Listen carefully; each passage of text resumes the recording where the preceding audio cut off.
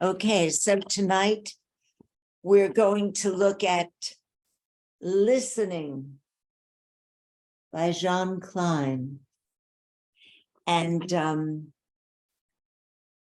I'm at page 92, and the questioner asks, where does action or doing emanate from? And Jean says, it is a robbery for the personality, the me, to appropriate an action to itself. Because in the moment of acting, there is no doer. A doer is a concept. It doesn't exist. When you see things from your globality, your totality, there is no choice. There is no selection. You completely face facts. Real action comes from the situation, and every situation has its own solution. But the action that comes from the facts of the situation does not go through the choosing, selecting mind. It is direct, instantaneous. You know perfectly well these spontaneous moments in daily life, and you know also when the I, the me, puts them in question, which you should never do. Questioner, if there is only action, what about right and wrong? The problem of right and wrong has no more role to play. When there is spontaneous action, there is no question of right or wrong. You do it spontaneously. Question, but you do distinguish between spontaneous and impulsive action, don't you? Yes, impulses are reactions, habits based on the person, on memory and conditioning. Questioner, many of us are conditioned by these impulses, and there are techniques for deconditioning ourselves. Jean, the first thing is to be more and more acquainted with your body. Inquire what happens in your body. For some moments in your life, let the body become an object of your earnest observation. You must get to know your mechanism so that you are not bound to it. The body is mainly feeling. I would say it is only feeling sensation. So as soon as you inquire into this sensation, you will discover reactions, defenses, fear, anxiety, aggression, all on the level of the body, in the muscles and bones and tissue. Become acquainted with all this. Don't escape it. Don't try to change it. Only take deep note of it. This is loving it. When you take deep note of it, you will no longer be an accomplice to it, and there will be a liberation of fixed energy. The energy will integrate. This is the first thing, if we can speak of doing something. Questioner, you said that right acting comes from seeing only the facts of the situation. Does this mean there is no creating situations? Exactly. So then one just sits and waits for situations? Yes. So, Jean, things may appear to your imagination.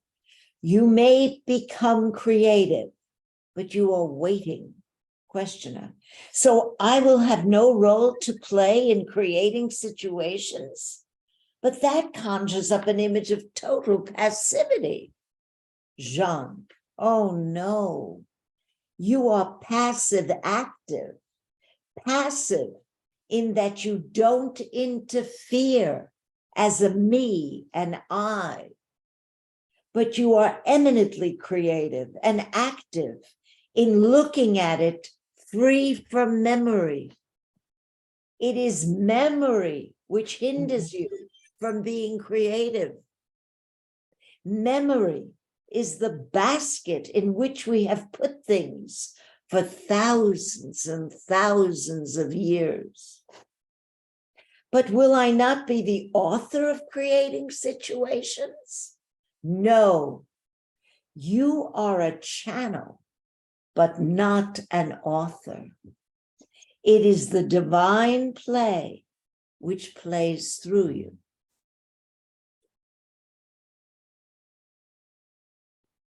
I'm going to continue now. I'm going now to page 102. Again, in this book, Listening by Jean Klein. Questioner. All that belongs to the body draws us to it. How can one be free from the physical side of being? Jean. There's a switchover so that you no longer live in the body, but the body lives in you. It is very important that you see that the perceived is in you, but you are not in the body. Otherwise, how can you speak of the body? You must be out of the process. Otherwise, there is no knowing possible. The ultimate subject is out of the process. It is looking, listening without conclusion. Be the ultimate subject. When you are without conclusion, you no longer emphasize the object, but the non-conclusion. What does it mean to emphasize the non-conclusion? It means you are in openness. When there's really openness, there will be a day when you are open to the openness. What is important is that the understanding is transposed into daily life. Otherwise, the understanding has no meaning and remains a collection of objects you look at on Sunday morning. You must be able to transpose the understanding. What do you mean by transpose? That you're looking and listening is on every level of daily life and is free from anticipation, from comparison, judgment, interpretation, and so on. I'm going to repeat that. Good.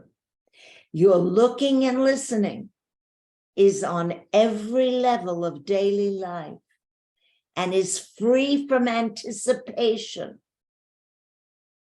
comparison, judgment, interpretation. See that you don't act according to the understanding, and you can't try to act according to the understanding because there's no observer in it. If there were an observer, it would not be globality.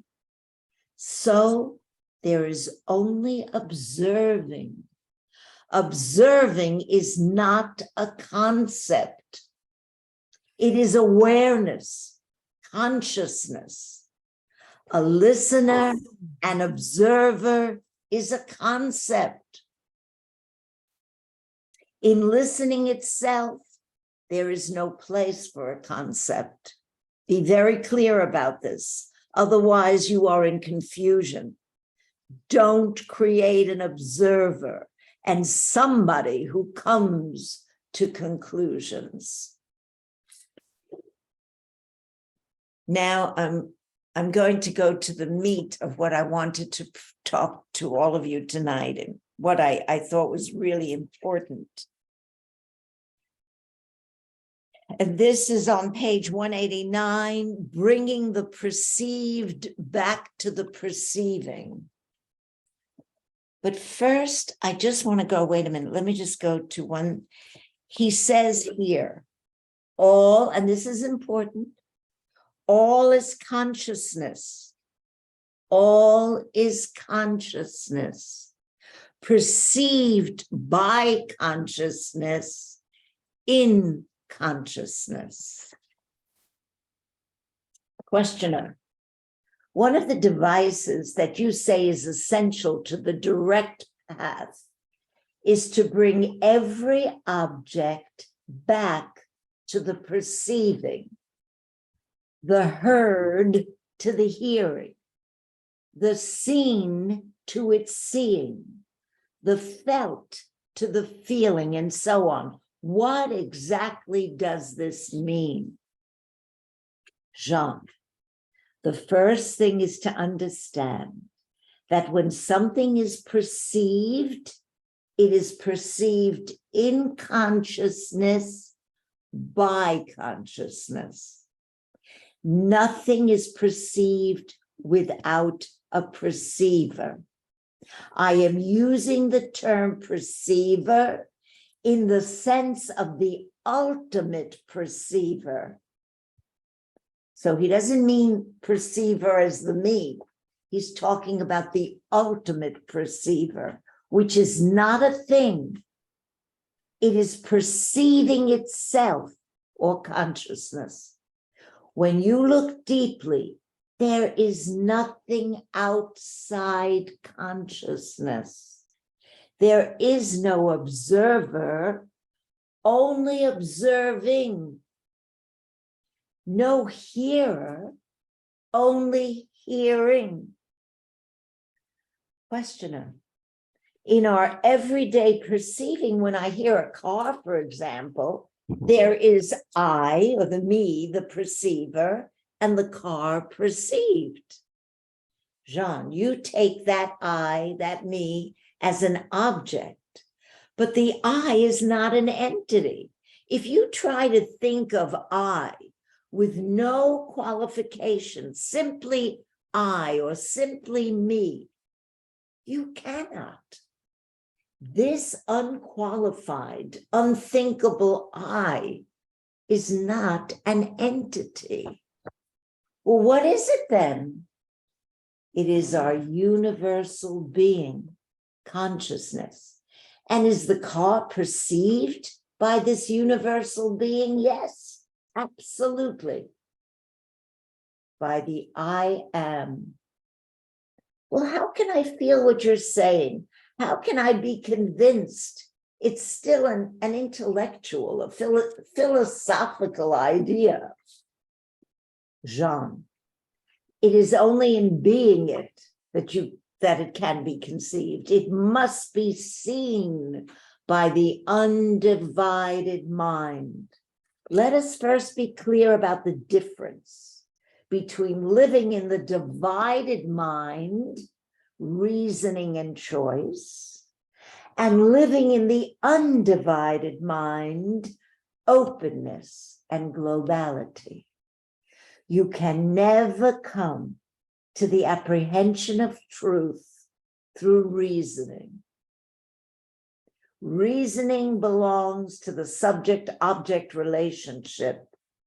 The apprehension of truth belongs to the whole mind.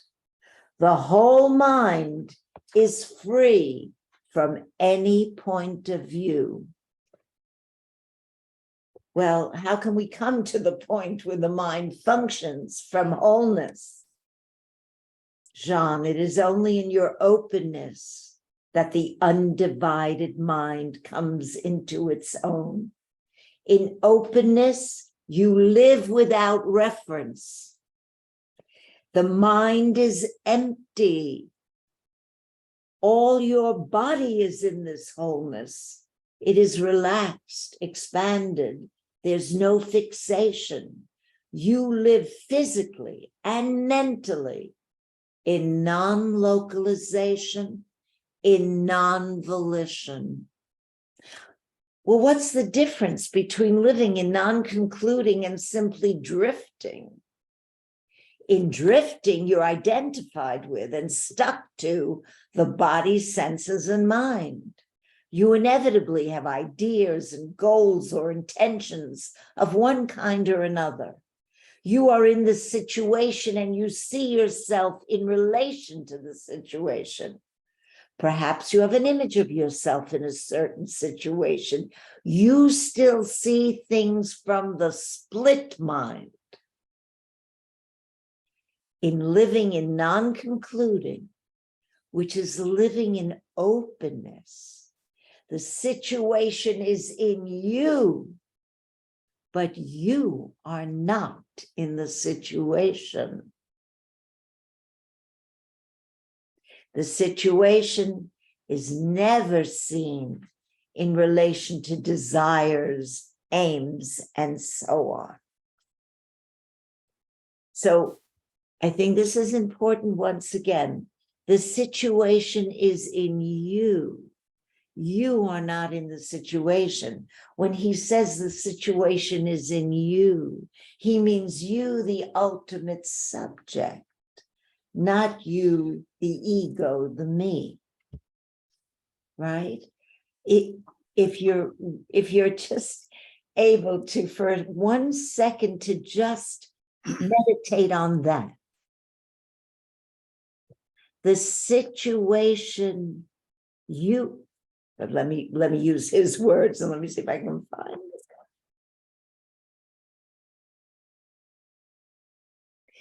The situation is in you, but you, the me, the ultimate, not the me, the ultimate, are not in the situation.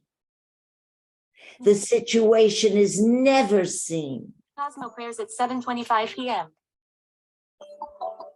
All right, I'm sorry. Something came up here. Wait a minute. Okay.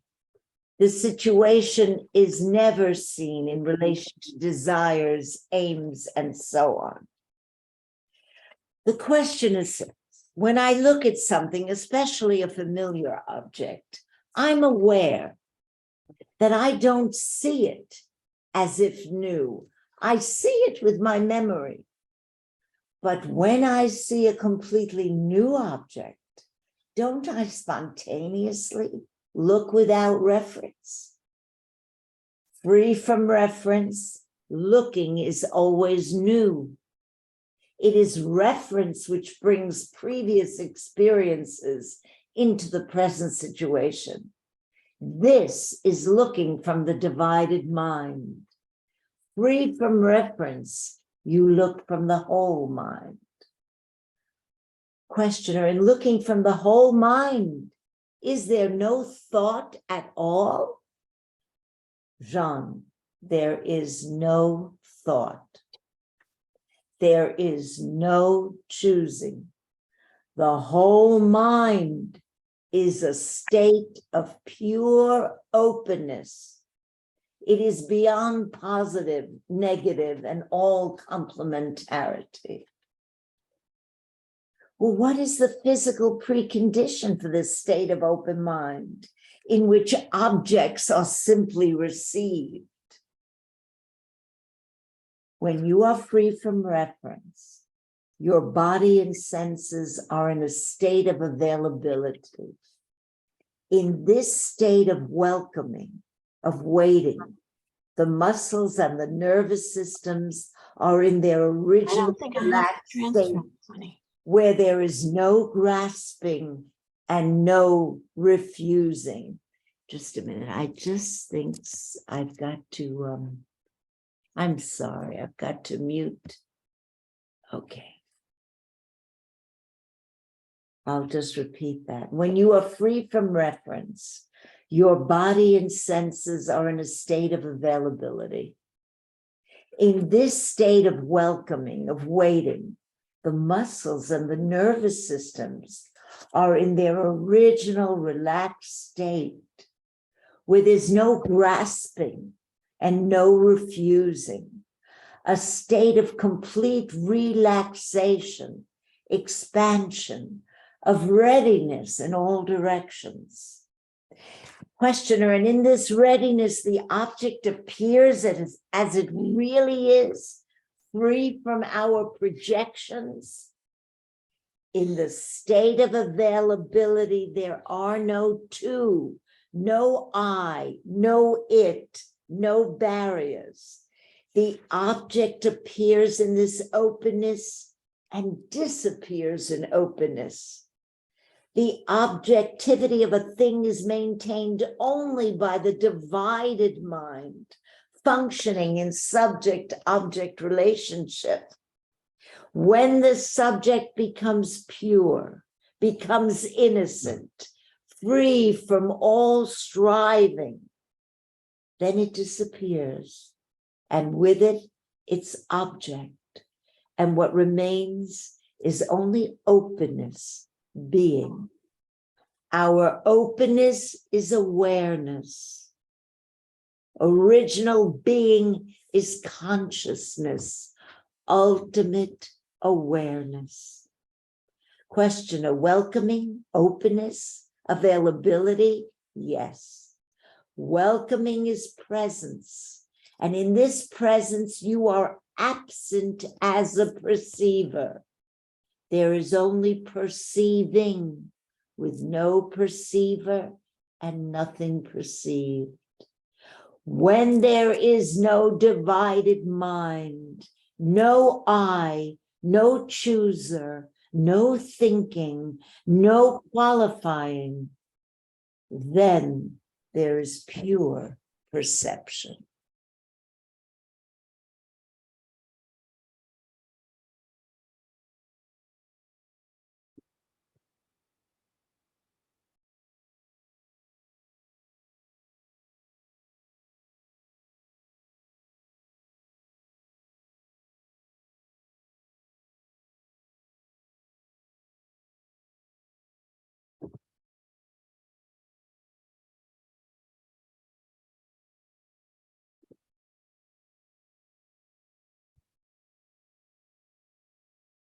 So let me just repeat what he said here. When you see things from your globality, your totality, there is no choice. There is no selection. You completely face facts. Real action comes from the situation, and every situation has its own solution. But the action that comes from the facts of the situation does not go through the choosing, selecting mind.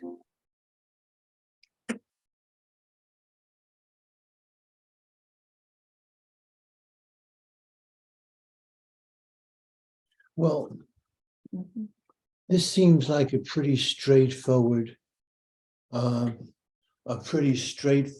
observation. Obviously, if I'm self-identified with a me, and my mind is full of conclusions about myself and the world in general, my perception is going to be biased by those conclusions and the images that I carry. Clearly, if my mind is suddenly wiped clean, if there's the state of no mind, then the quality of perception corresponding to a state of no mind is absolute clarity. It's pristine, pure perception, where just the facts are present. No bias operating. And then there's then there's only seeing, hearing. But isn't the difficulty overcoming the conditioning that has put that I together since birth? I can understand all of that, but I find myself not being able to get into a position where I can wipe out this I. I've come to the conclusion that I have to learn how to live with it. That the more I understand about myself, the more I'm able to handle it. But there's no magic lexia looking at it, understanding it, that it suddenly goes away. It might go away for maybe a few minutes while we're talking here and so on and so forth. But Klein seems to imply that your consciousness, I don't know if I'm getting this right, but the way I understand him is that is total memory. That's the summation of all your memory. That's what your consciousness is. Well, he's Because that's where the I comes from. I mean, it comes from this storage of experiences in the form of memory, which over time get conditioned and stored, so that, yeah, it's wonderful to have seeing and hearing and sensing. But I think the thing that prevents that is the conditioning that we see and we hear. We see through conditioned eyes. We hear through conditioned hearing. You know, it's very difficult to be present to this going on all the time. And I mean, as far as I am, I mean, I get glimpses of it. I at times experience being able to see reality, but that's the way I approach it, is that when I can still the mind, if I can quit the chatter and just, which sometimes I can do that in the morning when I'm looking out of my window, I just quit the chatter and I'm with whatever is out there. So there isn't a separation between what's out there and what's here. It's one, you know, there's no distance, there's no time involved. right. And, but then, you know, I get a telephone call and something gets aggravating. Right. Then the I comes jumping back. Don't worry about a thing, Paula. I got you covered. And here we go again. We're on that merry go-round. Right, right. I think what's interesting here is that when he says, first of all, he said, this needs to be transposed, he said, into daily life, into daily living. Yep, absolutely. Right? So now it's interesting. When there is awareness of bringing the seeing back to the seer, the ultimate seer, bringing the hearing back. See, he's trying to get you to bring back to the background your true nature of what you really are.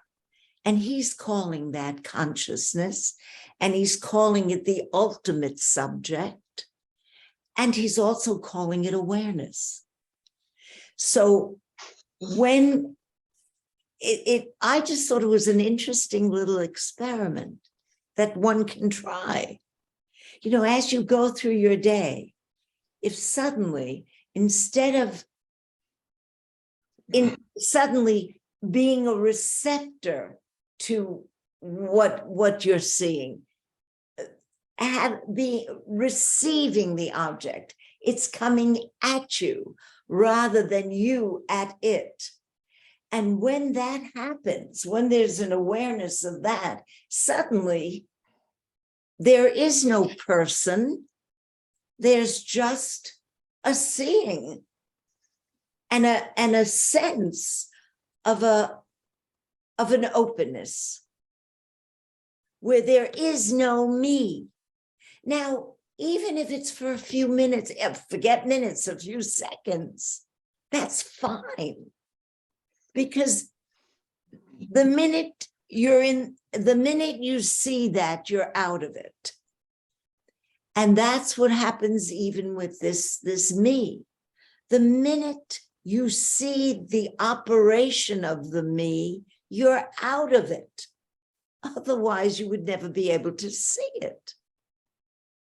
So I think when he said, being able to transpose this in daily life, yes, you can try this little technique of letting the object come to you, back to the seeing, back to the hearing, but also to have an awareness of in daily life, when there is anticipation, when there is a conclusion, when there is a judgment about what's going on in daily life, just the seeing of that, just the observing, without the observer me, just the observing of it.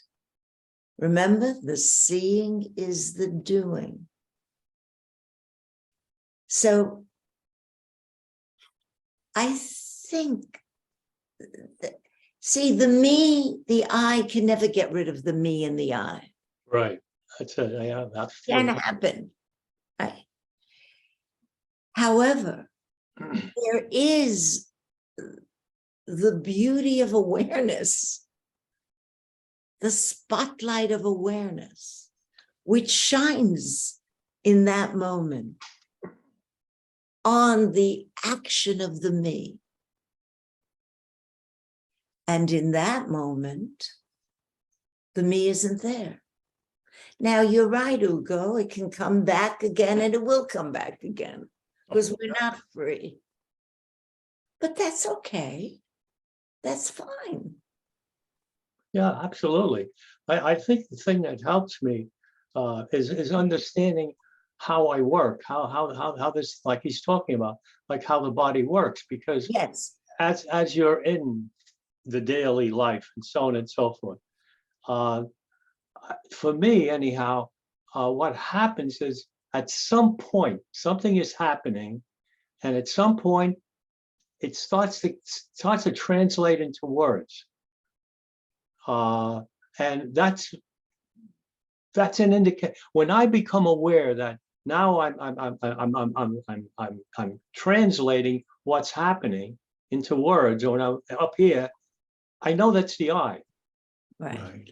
And that at times is the trigger which can get me to hold back and just, relax and not give attention to my thought. Just be present with whatever the hell is there. And Right. that's about as close as I can get to realizing what Jean Klein is saying. Mm-hmm. Yeah. Yeah. It's like stepping back into that to which the me is an object. What? What Hugo described is when I see myself caught in the chatter of self-identification. Yes. It's a stepping back Yes. to that to which the chatter is an object. Correct. Yes. And that's the seeing the me as an object. Right. It's that awareness which gives me the opportunity to do something about it. Right. Well, I don't necessarily do it, but that gives me the opportunity. Whereas before all this, I didn't know this was happening. Right. Mm-hmm.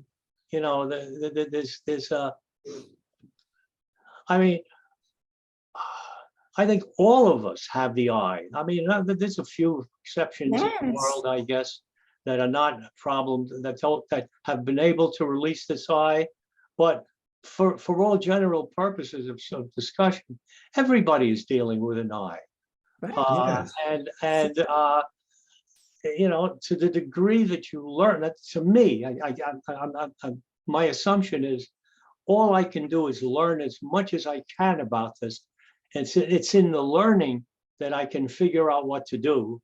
And part of it is using the I to learn how to control the son of a gun. I mean, I don't have any other instrument. I've got a brain, and the brain records, and it translates memory into whatever and words and this and that. I've got this whole thing and I can't get rid of it. I don't want to get rid of it actually. But the more I learn about it, the more I see how this thing operates, then it's giving me more and more opportunity to do something about it. The less, yeah, the less, well, be careful because who's going to do something Right. about it? That's But just, the more you become familiar with it, the less automated or reactive your behavior becomes. Well, in a sense, I'm telling myself to shut up. The less impulsive, like he said, impulsive is Yes. a reaction. that So right. you become less impulsive in that sense, less reactive from the past. Right, right. Yeah. Well, for me, it's really powerful in how he addresses and he implies you don't need an eye to see or to hear or to do anything. It goes on. You can't stop seeing. You have no control over the senses. They happen. But unfortunately, as we grow up, we've been taught how to interpret what those senses are sensing.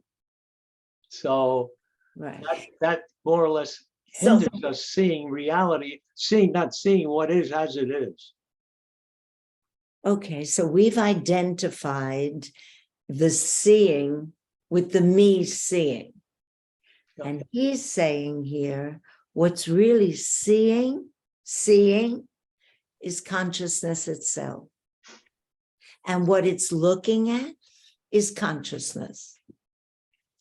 And therefore, the observer is the observed. It's consciousness looking at consciousness. So, but in daily life, and I think that's what's so important, in daily life, we can begin to be aware of anticipation, regret, conclusion, and judgment. Judgment. That's Yeah. a big one for me. Just to become aware of it, Yep. just to observe it, just the observing of it, without the me observing. And how do we know that it's the me that's observing? Because there's immediately some kind of dialogue that starts, right? Yep. So as soon as that dialogue starts, then that's the me. Okay. But the initial observing of the anticipation, and it's hard. I mean, if you're going to, if you have a doctor's appointment tomorrow morning, and there's some anxiety around it, you begin to see, if you look, that anxiety is triggered by the anticipation of what you think you're going to hear. So suddenly there's a realization that one is no longer in the now, but in the projection of what's going to be and in anticipation.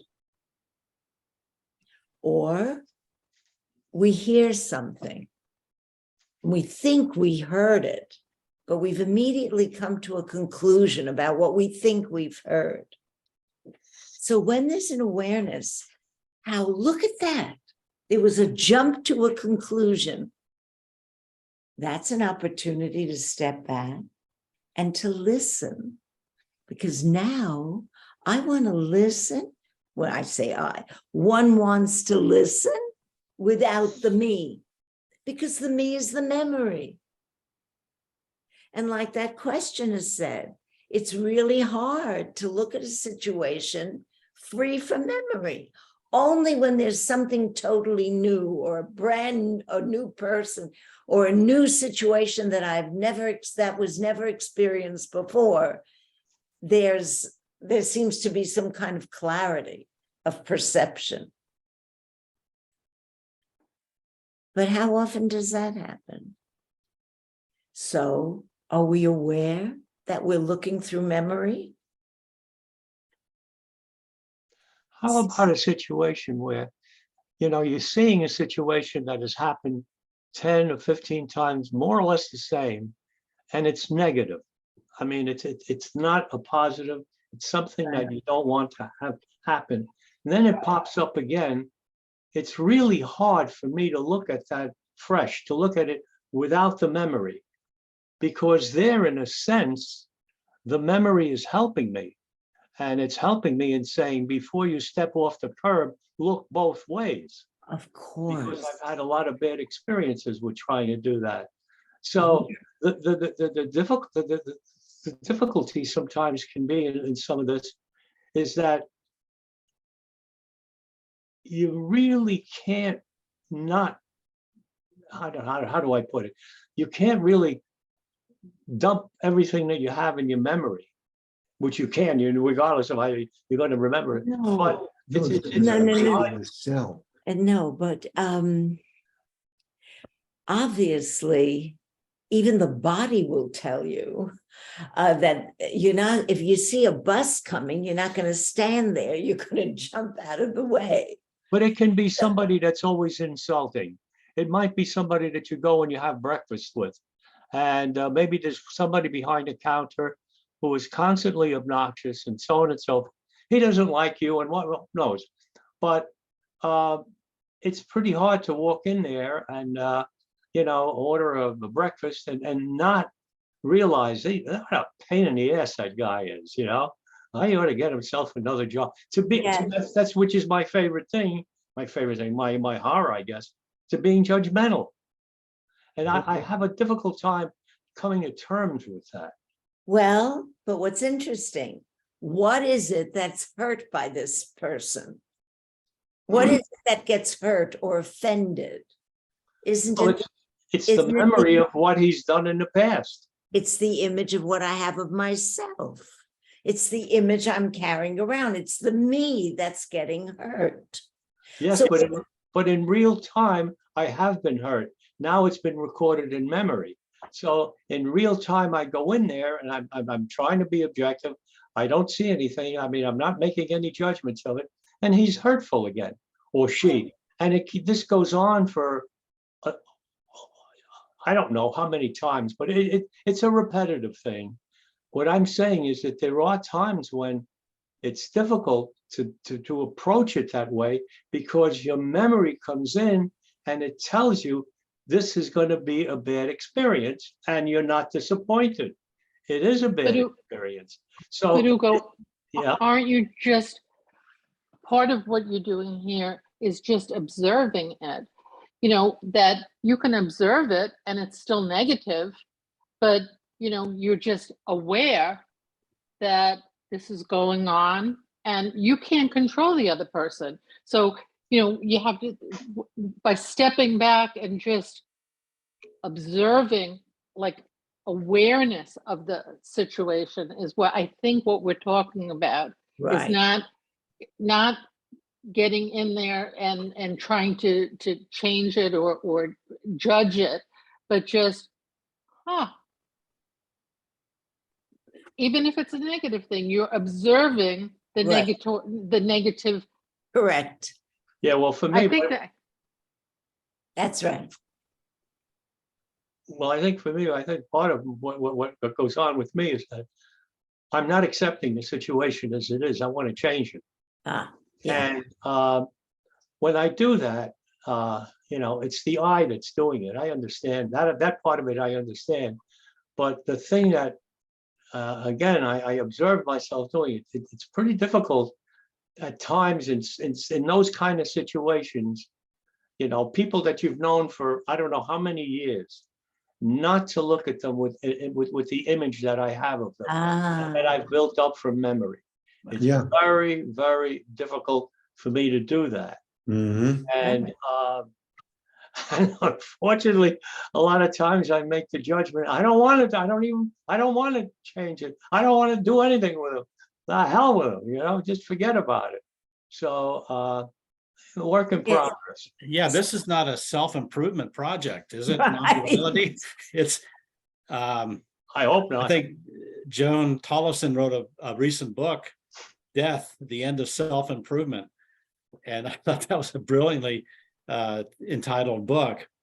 But it seems to me, if there is a goal, it's just to keep coming back over and over again to the seeing, to the observing. Right. And even when you're judging, just seeing, observing that, and not judging and Correct. judging, just observing. Correct, Right. correct. That's right. Yeah, That's right. it's not about making progress. Yeah. Right. You're already there. There's no progress. There's Right. nowhere to go. You're already here. Right. I just want butter on the right side of my toast. That's all. Okay, well, thank you all for joining, Yes. right? Thank you. Thank you so much. And we'll look Thank forward you. to meeting next time. Thank you. Thank you very Thank much. you. Thank you. Buonasera. Thank you. Want to say Bye-bye. Buonasera. Bye.